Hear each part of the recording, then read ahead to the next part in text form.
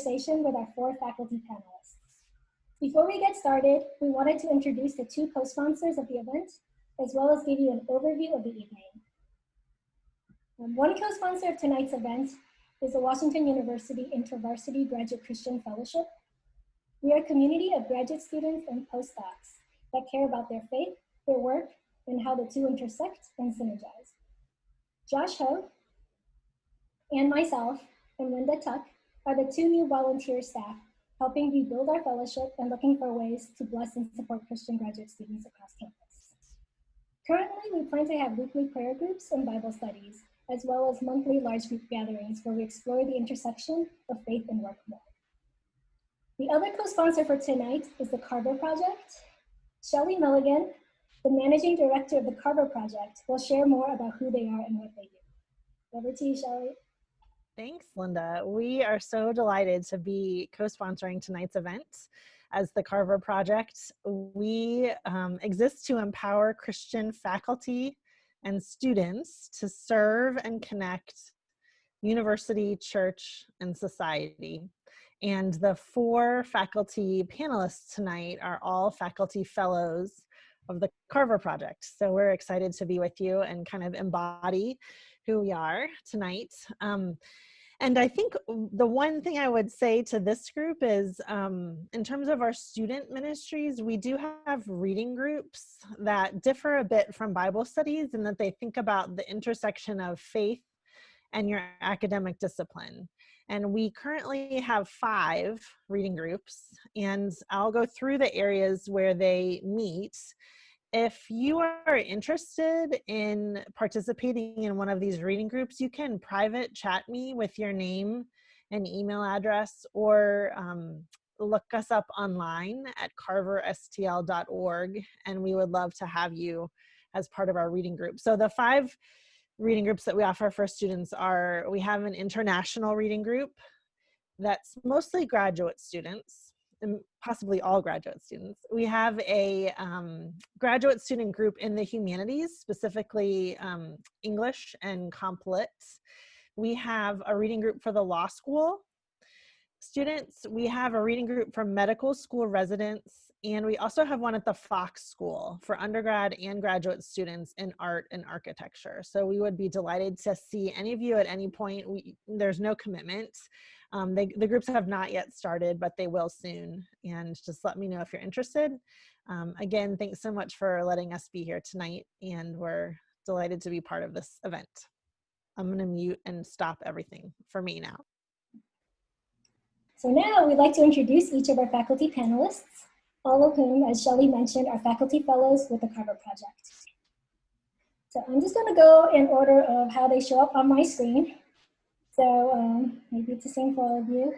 So first we have Heidi Kolk, who's an assistant professor at the Sam Fox School of Design and Visual Arts and the assistant vice provost of academic assessment in the office of the provost. Her latest book is Taking Possession: The Politics of Memory in a St. Louis Townhouse. Next, we have Josh Swamidass, who is an associate professor of laboratory and genomic medicine at the Washington University School of Medicine. His latest book is The Genealogical Adam and Eve: The Surprising Science of Universal Ancestry. He is the founder of Peaceful Science. Next, we have John Hendrix, who will be both a moderator and a participant in tonight's conversation. John Hendrix is the Associate Professor of Visual Communications and the Chair of Design at the Sam Fox School of Design and Visual Arts. He is an award-winning illustrator and author, and his latest book is The Faithful Spy: Dietrich Bonhoeffer and the Plot to Kill Hitler. And last but not least, we have John Inazu, who is a Sally D. Danforth Distinguished Professor of Law and Religion and holds a joint appointment in the Washington University Law School and the John C. Danforth Center on Religion and Politics.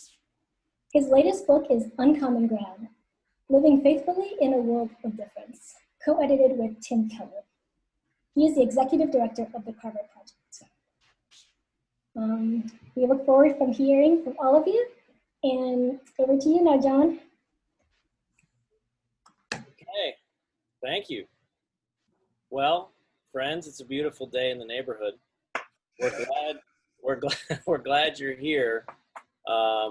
what a strange time. I know that we can't say anything that various brands have not said to you in those words, but I do want to tell you that whatever weirdness you're feeling, the faculty are feeling it too. We teach because we love being in a classroom with people, and I'm already missing it. So we're coming alongside you with sort of the strange feelings about this fall, but we are glad you're here.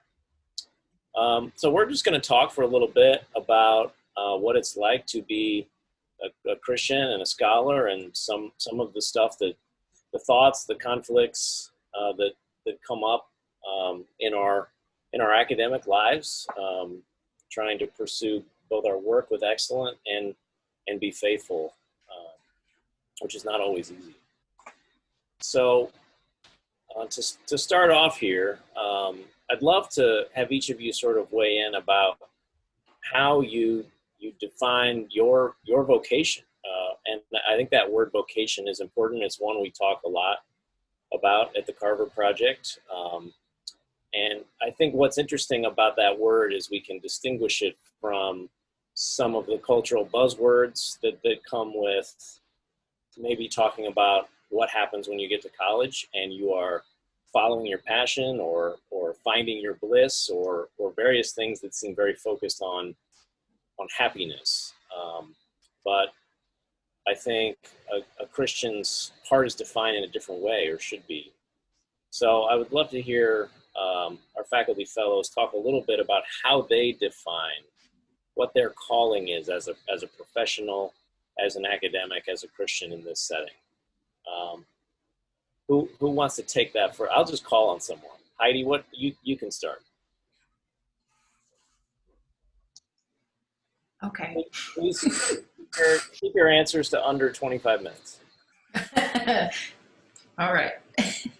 So I guess I would start by speaking in terms of intellectual and moral purpose being kind of intertwined. I think I, for a long time, saw those two things as opposed, and I thought that I would struggle to find a way to braid them together meaningfully in my academic life. But as I got deeper into graduate training, I found that there were more and more intersections between what I would say were my sort of fundamental commitments, both to my students as a new instructor and into my material, and my moral and my personal beliefs. And so I guess just to start, I didn't see them as opposed for very long, and I developed a kind of vocabulary for characterizing my work that revolved around a sense of commitment to serving the community of learning that I was entering, and in particular, working to translate, to communicate complex ideas to students in the classroom setting. And as I have gotten further along, I've come to see that role of translating complex ideas and processes, specifically historical processes, since I'm a historian, can happen in a variety of contexts outside of the classroom, including in the context of my church community, and now in the Carver classroom setting, and even in my kids' school, I've found occasions to share my learning with others. So thinking of that sense of intellectual calling as one that follows me into all spheres of my life, and finding ways to do the work of sharing my insights, my training, my discoveries, my enthusiasm for my subject matter with people in those different spheres. How about Professor Inazu? What can you tell us about your calling, your vocation? Thanks. And before I answer that question, I just want to echo, John, what you said, and acknowledge that this is a pretty extraordinary time to be starting any kind of school or graduate school. And we hope that we're in this with you. And I think as Christians on this call together, that we are above all committed to being incarnational with each other in whatever form that takes and the challenges that await. For me, vocation and calling, I think when I was in college, I read some book by Frederick Buechner that might have said your calling is where your greatest passion intersects with the world's greatest need. And that was kind of lovely for, I don't know, a decade or two of my life. But I'm kind of starting to question that premise a little bit and maybe thinking that vocation is sometimes really hard. And so in an abbreviated form, I would maybe redefine it tonight as stewarding well the privilege you've been given. Yeah, that's great. Josh, how would you define your work, your vocation? So my calling, I mean, I am a scientist in the church, and I'm a Christian in science. So that really sums up my calling, and then you can see it's really rooted in my identity. I mean, I really feel called to do what I'm doing. And I think the way I think about calling, I mean, I've thought about it different ways at different points in my life. Maybe there's not only one way to think about it, but I think one very helpful way that I found for me is to understand it really rooted in the idea of creation and also lordship. So in terms of creation, to be in your calling or to do your calling to do, it's to really do what God's made you to do. And so that presumes a sense that there's things about you, there's things about the place and the time that He's put you that are important.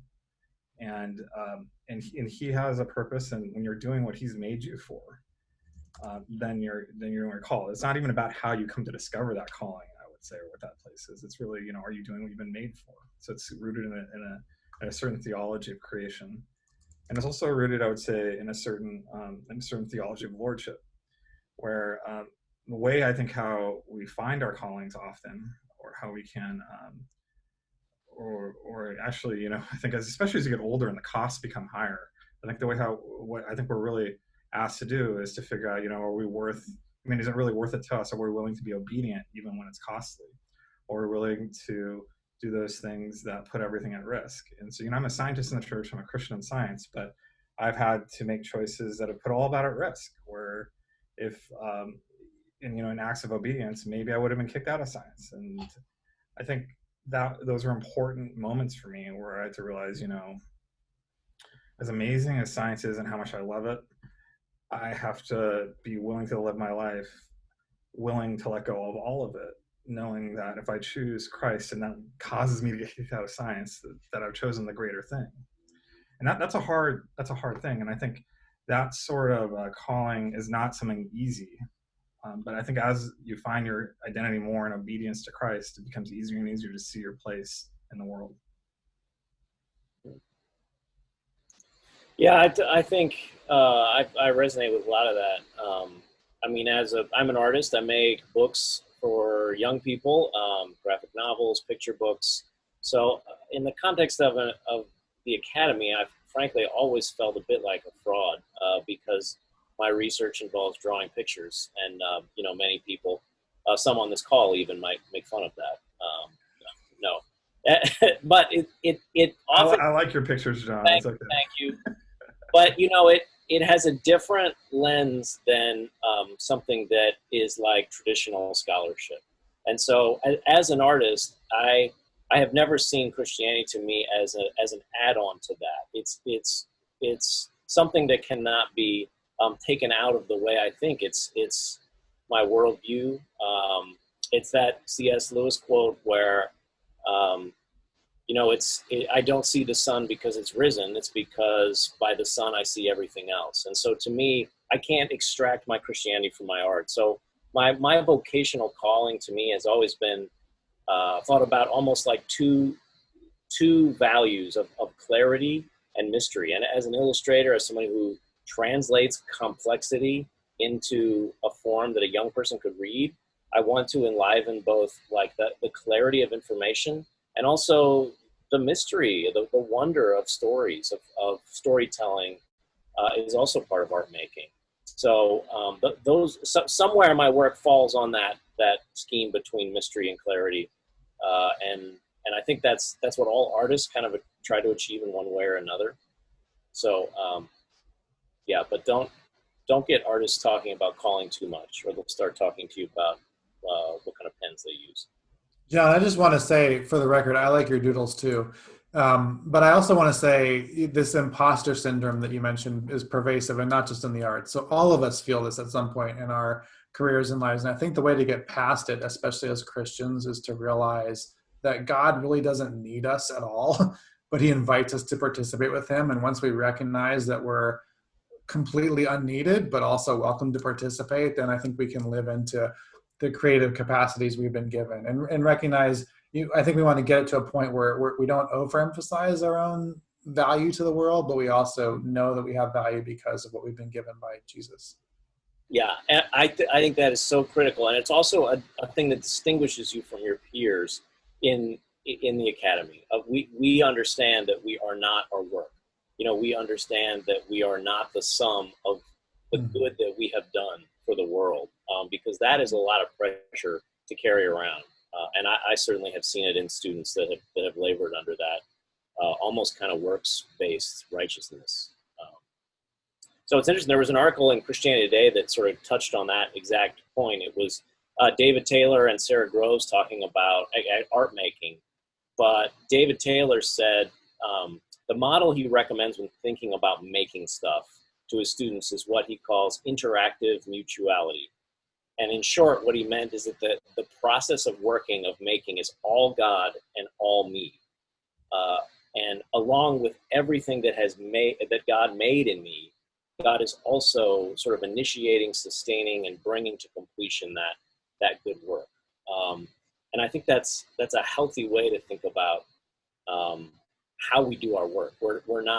It's not all on us to produce, God's blessed results. That there is co-creation, and that we've been called to sort of labor alongside God and his good works.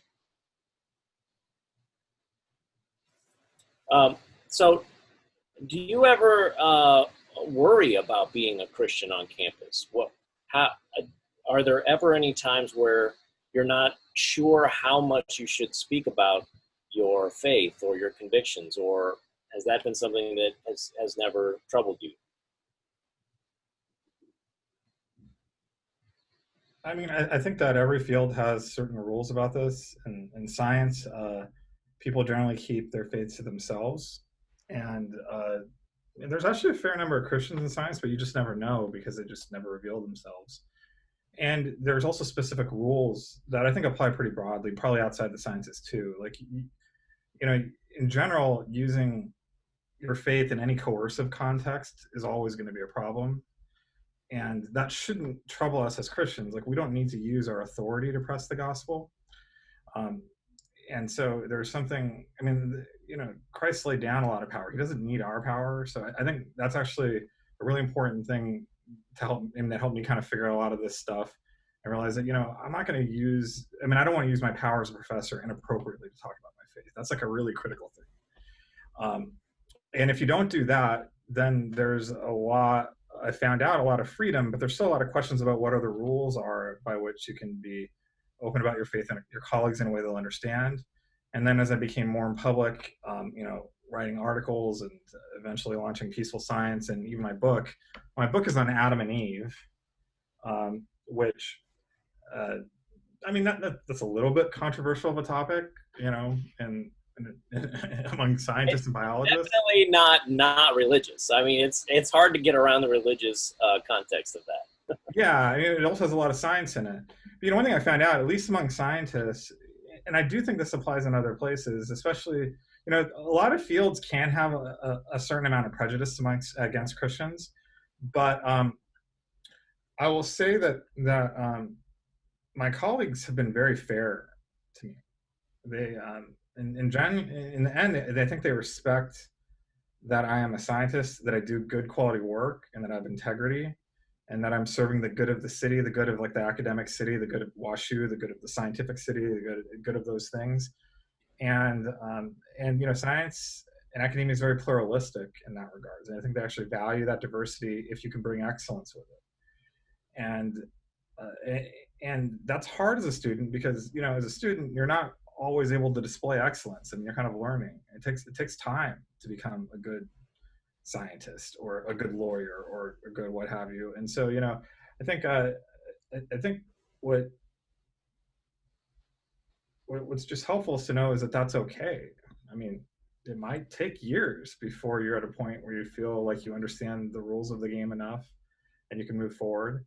And once again, kind of underlying all of that is not so much how you get everything going on right now, right this second, and feel that pressure, but rather, are you willing to be living an obedient life? So when the time does come, are you willing to do what you need to do? As a person who is part of this community, part of this, who understands the language and the culture, and when those times come, are you willing to follow Christ when it's potentially going to be costly? And like I said, what I've seen over and over again in academia, definitely in my own career, but also in others, is that my secular colleagues have been very fair when we take the time to understand the culture and speak from within it. Heidi, you have a response to that? Thanks, Josh. That was a great answer.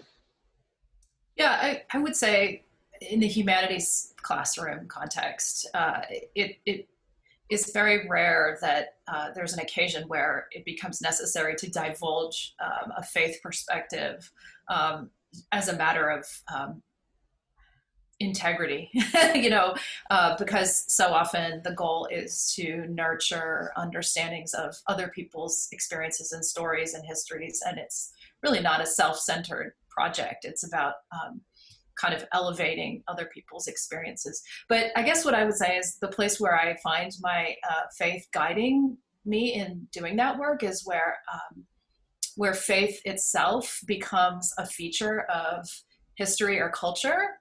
And I work to do make an effort to dignify the significance of faith as it has operated in history and culture. That means that taking people's faith seriously as it appears in the context of the material we're looking at, and asking questions about belief, and making room for a kind of conversation that might not happen if the tenor of that discussion were framed, were largely a sort of secular culture tenor, where belief is inherently problematic.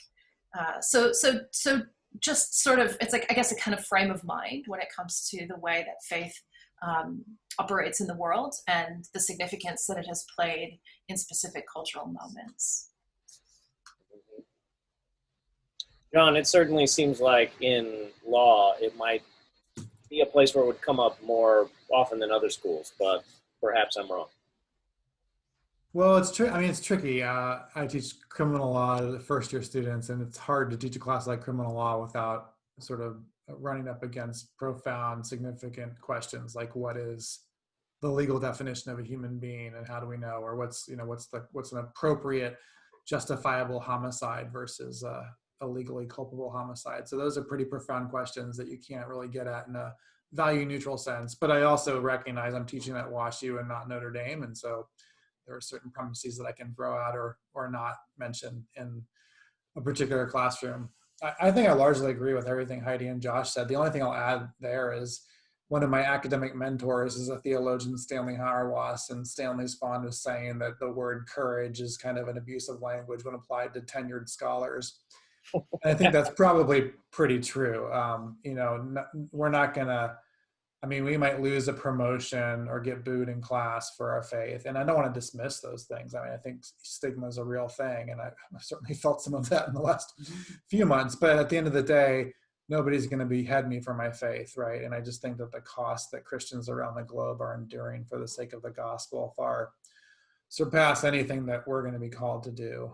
I do think there's a modest amount of courage required for untenured folks to be public about their faith. And so when I encounter untenured colleagues here or elsewhere who are willing to be public about their Christianity, I find that inspiring and challenging to me, and a reminder to me that in the position of being tenured, that I think there's even more of a burden to be public and clear about what I believe. Mm-hmm. And also at the same time, I think your encouragement that perhaps we should de-escalate the language of Christians being put on trial in the academy as being often a talking point that gets maybe overemphasized, without diminishing that there can be costs. But I mean, certainly for me, I could be much more private about my faith before I started making books about actual Jesus. So when you turn in your tenure dossier and there's 2 books with Jesus in it, it's kind of hard to steer away from that. But it honestly didn't cause me any anxiety because I knew the work was good. I knew it was not trading on Jesus as a concept to sell books. I knew I was making work that I was proud of, and frankly, I would want people to see it. So to me, I've never felt a lot of anxiety about people engaging that. I mean, really, honestly, I want students to ask me about it. And since books coming out with titles like Miracle Man or other things, Dietrich Bonhoeffer, more students have said, oh, I would love to talk to you about this. So in many ways, my published works have been a gateway into conversations that I didn't have, 5 years ago. That also reminds me too, John, something that Josh mentioned, which is the importance of being excellent and well respected by your peers. I think that gives you margins to be authentically Christian. And you and I have talked many times about the importance of not relegating Christian to an adjective to describe what we do. You are an illustrator who knows the craft really well, and you are also a Christian, and that Christian faith informs what you do, but it's not an adjective that repositions what you do in some kind of faux Christian sense of art. You're doing real art. And those of you who are law students on this call, I want you to be really good law students who are Christians and not some kind of secondary version of a Christian law student. There's a question in the chat I want to address, which is really closely tied to this too. It says, at what points in your career have you felt most empowered or most constrained to minister or share your faith? And I'll say my experience has been really similar to John Hendrix. I said early on that you want to be very careful of abusing power. But as I've done more things that were public, which is always more terrifying, because as soon as it's out there, like on YouTube or Facebook or whatever, it's out of your control. You have no idea what will happen, how it will be misrepresented, and so on and so forth. But it also gets out in that place where you don't actually have control over it, right? But then people see it, and then students can come to me. And it's actually been very freaking. It's even been in job interviews, like where we're kind of having people coming through and like applying for faculty positions, or whatever. They'll say, "Oh, I saw this article you wrote," or that, and they want to talk about it. And that's actually really been a great context, actually, because when they bring it up and they want to talk about it, that's actually a place where you're allowed to do it, as long as you make very clear that you're not going to judge them based on their responses, right? And so I think that's actually one reason why thinking about how to actually at some point make your faith public is important, because that's what allows a lot of the private conversations to happen. The other thing I would just say about that too is one thing that really constrained me for a long time, and it really helped to get past, is to understand really what I meant to really understand and clearly share the gospel with people and what the core of that is. And realizing it really didn't depend on my creativity or something new I had to invent. It was just a simple idea that God made himself known to the world and shows that he exists, that he's good and he wants to be known by raising this man Jesus from the dead. And that's the proof. It's nothing in science or law or art or even in me that I'm pointing to. It's really what God did in history to reveal himself. And that's how I came to know that God exists and that he's good. And it's like a very simple invitation to just point to that. I mean, so often people in academia just want to know, like, why is it that you're a Christian? And, that could be actually a very paralyzing question, or was for me, until I understood that actually it's actually not a complex question. It's actually very straightforward and simple. And the same gospel that was given to Paul, that he tells us in 1 Corinthians 15, is the same gospel that's given to us, and we're not asked to innovate on it, we're just asked to bear witness to it. A lot of these answers, though, it seems to me, revolve around an idea of the academic as a public figure, making statements to a large room, about what they believe or what they work on. And I think there are countless opportunities in the domain of academic life to live faithfully or communicate one's faith subtly through interpersonal conversation that is, one-on-one. So, John, you were talking about students who ask you questions. It seems to me those are crucially important moments because they allow for an articulation of kind of the core motives, the things that drive our work and give us a sense of purpose. And divulging those to students, it seems to me, in one-on-one setting where there isn't a kind of coercive dimension where there's no performance going on. You're just giving them access to who you really are and what motivates your work, can be critically important to their formation, and just being vulnerable, I guess, to the possibility of rejection, the idea that they might not like what you're saying. But for me, that has looked like, just offering care and concern for students, asking after their well-being, and purposefully following through when they express struggle, and letting it be known that I care about that dimension. And then eventually, if there's a kind of bond that forms, a trust that forms, I might divulge the reasons for my care or concern. And, for example, this summer I had a student who was struggling with a variety of personal issues, including a chronic illness. And I came to learn in the COVID moment that she and her family were going hungry, a WashU student. And when I learned that, I reached out to her and said, you're on my heart. And I want to do something to support you, to care for you. What could that look like? And I eventually told her I was praying for her. And she was so moved by that, and then told me that she was a believer. And that moment was sort of forged out of a mutual vulnerability. And we found ways, my family and I, to give her not only food and other sort of essentials, but to sort of open up a conversation that would never have happened otherwise. So I think of that as part of the domain of academic, the work of the academic in everyday life in the setting of the university. Yeah, that's beautiful. I think it's important to underscore, even as we talk about all the ways that God is explicitly having us talk about our faith, that is not, it's not a requirement to be doing good work in one sense. Like, this is the thing I talked about. I just taught in the Carver classroom a very short 4-week class on artists in the church.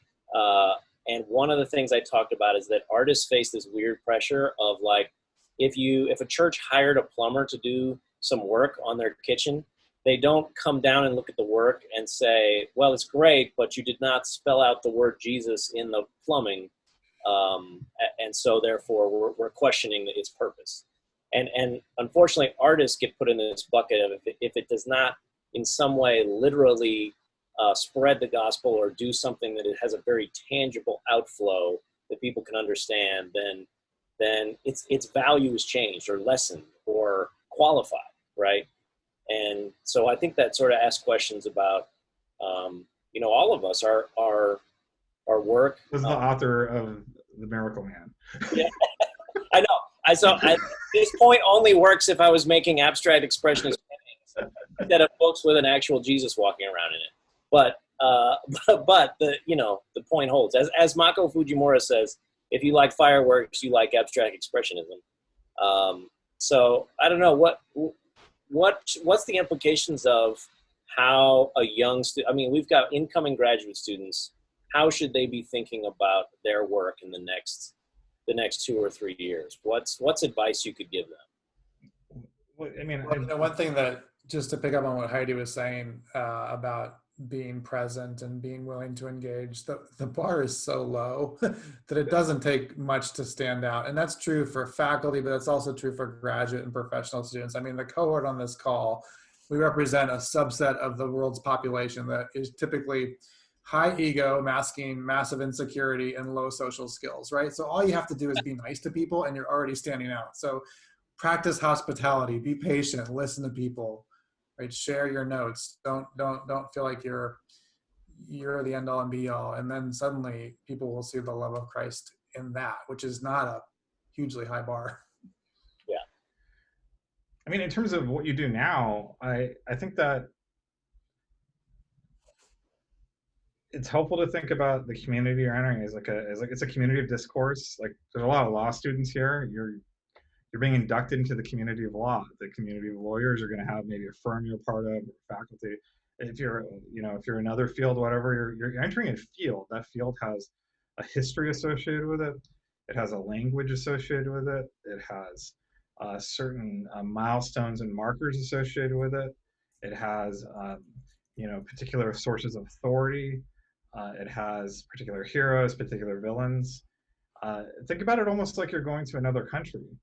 When you talk to missionaries that go to India, where my ancestors are from, or to China, maybe, or others are, they don't get off the plane and start just handing out tracts and sharing the gospel anyways, and that wouldn't be what would work terribly well. They spend a lot of time. We're talking about years in language and culture training and building relationships before they kind of move to those next steps of figuring things out. And I think you don't even really have to know precisely what's going to happen 5 to 10 years from now. If you're in graduate school, what you're supposed to be doing now is just being in the spot, like being fully present, really becoming, if you're a law school, for example, really becoming a lawyer and being, being good at that to the extent that God's made you. That's where I think the theology of creation matters. Like if God's made you to be a lawyer, if you're where you're supposed to be, then go be a lawyer. You don't have to actually justify it other than the fact that God's made you for it. If you're an artist, if God's made you as an artist, you go do that beautiful thing. You don't actually have to put JESUS or however you're going to spell it in it, because you're doing what you've been made for. That's a type of obedience. And as you enter into that world, there's something like fundamentally good about being, entering those good parts of society, being who you're actually made to be. And it is a very deeply identity tied up thing. I get it. And we have other identities too. At some point, some of us will become fathers and mothers and husbands and wives and all these other sorts of things too. But just be, when you find your identity of who you are and are truly connected to that, then the imposter syndrome starts to go away. The sense of inadequacy about am I doing enough or whatever, that goes away too. And there's like an immense freedom that comes. And I think that's actually how God intends it.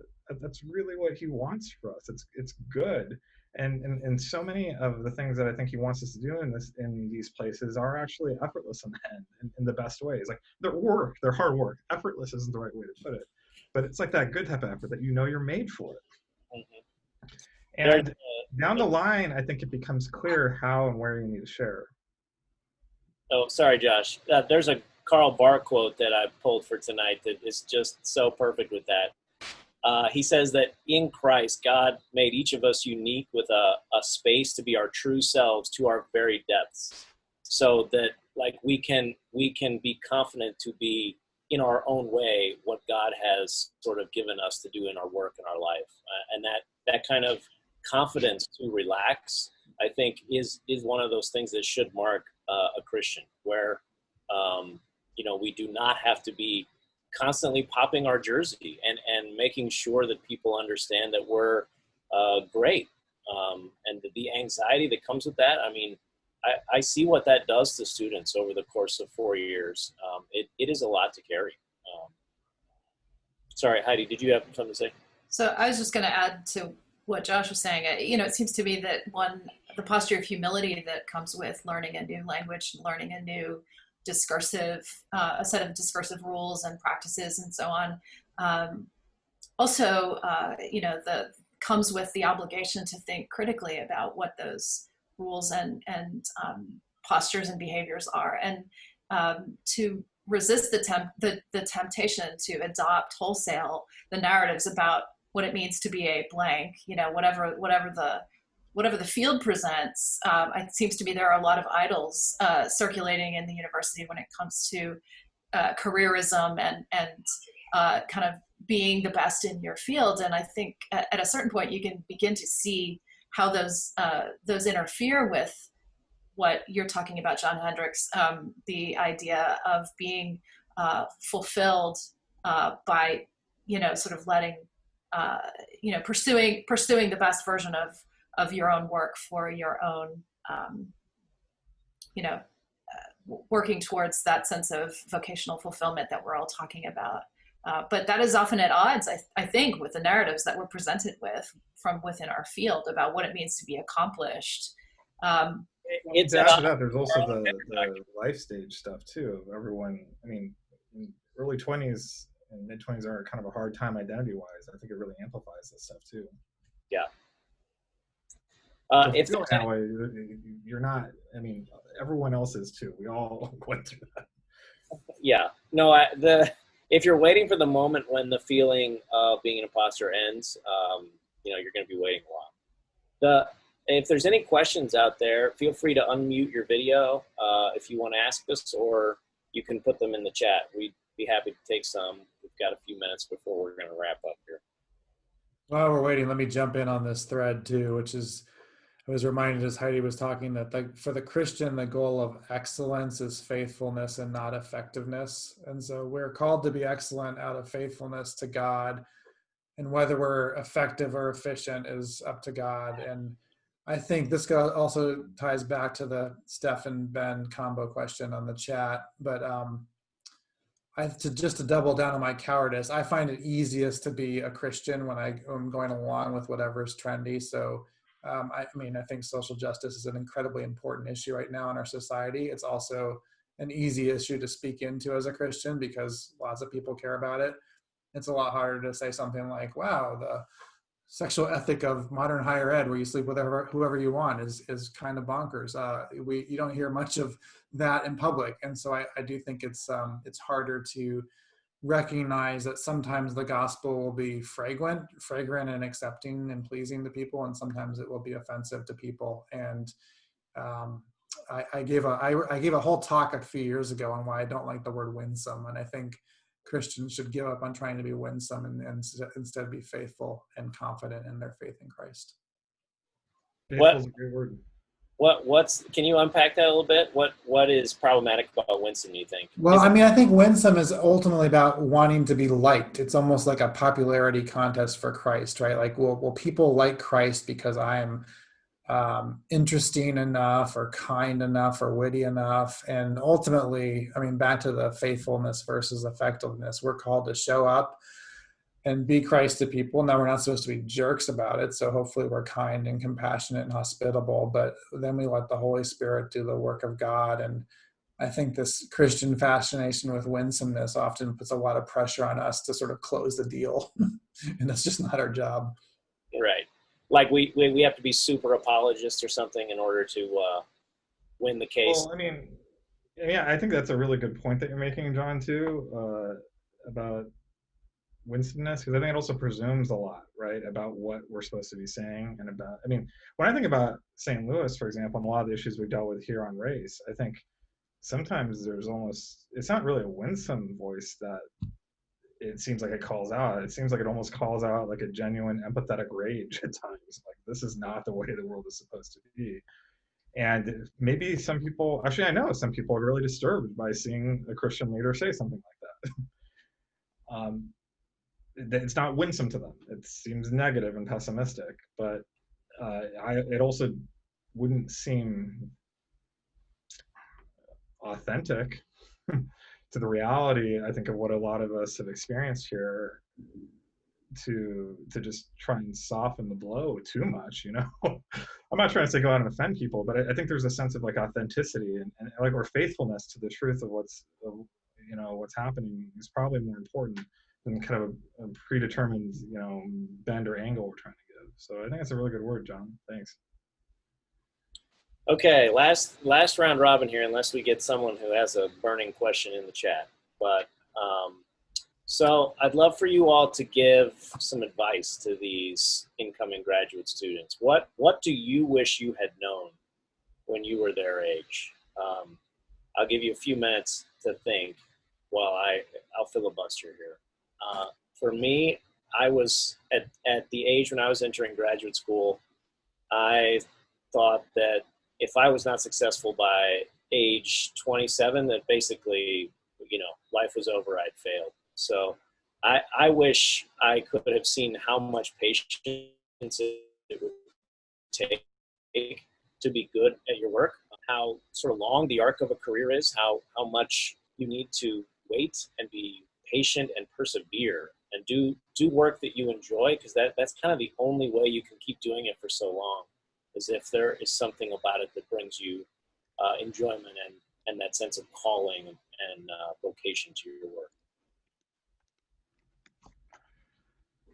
Yeah, so a really good question came up, which I think ties into how I'm going to answer your question, John.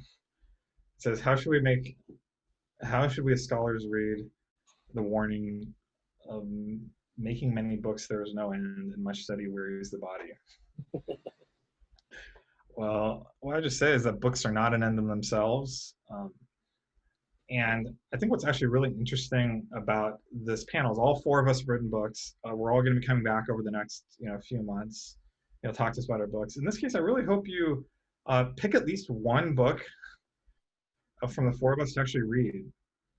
I see how I got out of this. I'm not advocating that you buy my book and you read it. You can read John's. This is a picture book. It'll be easier. And Josh, this was brilliant. I think the way you dovetailed this right to selling of books at the end, I mean, wow. No, but I want to explain why, because what's interesting about these books is I don't think any of the four books were books that were written just for the sake of writing a book. They're actually part of much larger stories. They're deeply connecting to the calling of, John's book on confident pluralism is really important. Actually, he talks about three key virtues about how to really how to engage a fractured society, which I think are very carefully thought through, and I think are really helpful. So much so that I end up actually emphasizing that in my book in science, in this random place, but just kind of pondering what he was doing, and it's become something that's really run through his whole life. The book is kind of more of an expression of what God has been doing. And I would say the same thing about Heidi Kolk's book on a house up in St. Louis, and how it's really going back to tell a story that's been forgotten. It's really deeply important. And of course, John Hendrix just has a picture book, but no. Disrespect. No, but there's like these grand questions, and when he kind of gets into Dietrich Bonhoeffer, and it's in a graphic novel. I mean, and my book is looking at, I brought mine. I might have been the only one. Oh yeah, The Faithful Sky. My book, I actually started talking about the possibility that maybe the de novo creation of Adam and Eve might be consistent with the evidence, and I put it forward actually before I actually had tenure. So there was a little bit of risk there for me. So there's like a story behind that, and no one cares when scientists write books. By the way, it doesn't help us in getting tenure. But there's more to this than a book. The book is just one expression of something much larger and more interesting that I think it's worth coming back and hearing from the three others, and if you want to, me, and actually really seeing more of how it's all kind of being bound up together in that. So that's my advice. Pick one of the books and read them. That's great. I guess my advice would be to cherish all of the learning that you'll be doing at every, the informal learning as well as the formal, of course there's the book learning, but there's everything else that happens to you along the way. And it seems to me that the best and most fulfilling intellectual work stems from living as well as reading and studying and so on, and that the products of the intellectual products that we all value most are expressions of a kind of an immersion in not just in the subject matter, but in the experience of learning that produces the book. So I guess, for me, trusting that all the features of my experience as a grad student and then a young scholar contribute to the work that I'm doing, and including the everyday experiences that involve engaging the community, for example. But those are all kind of features of my my experience that will factor into my work. Just a +1 to what Heidi just said. I mean, all of you on this call are going to be spending an inordinate amount of time living up here in your headspace. And so make sure you remain bodily people and incarnational people. I'm not going to... As we're all on a Zoom call. Yeah, right. Well, yeah, to the extent possible in a pandemic. But I won't be teaching any of the first-year law students on this call. So I'll give you my free advice I usually give to my students, which is when you get to Thanksgiving, don't do the law talk at the dinner table. All people are just going to want the turkey and the cranberry sauce. They're not going to care about your legalese. And so I think I think it's great to embrace the skills and the nuance and the passion that we'll all learn in the coming months. But just remember that most people are not living in your head, and most people want to see you as a human being first and as a scholar or a lawyer in the making second. Okay, well, we're at 8 o'clock. I think we've hit our time, unless there's something else we have that we need to address. Anybody have something? Tim Nice asked to meet you a guys. I know question you in guys are the- starting up as grad students. I really hope to see you again in a couple of weeks or in a couple months. Josh and John. But we really appreciated you sharing your time and wisdom with us. Actually, as I was listening to you guys speak, I was reminded of my time in graduate school, and I had just a really meaningful conversation with a Christian faculty. So thank you guys for being on campus. And I really think that everyone on this call is very lucky to have you guys in the Carver Project right here at WashU.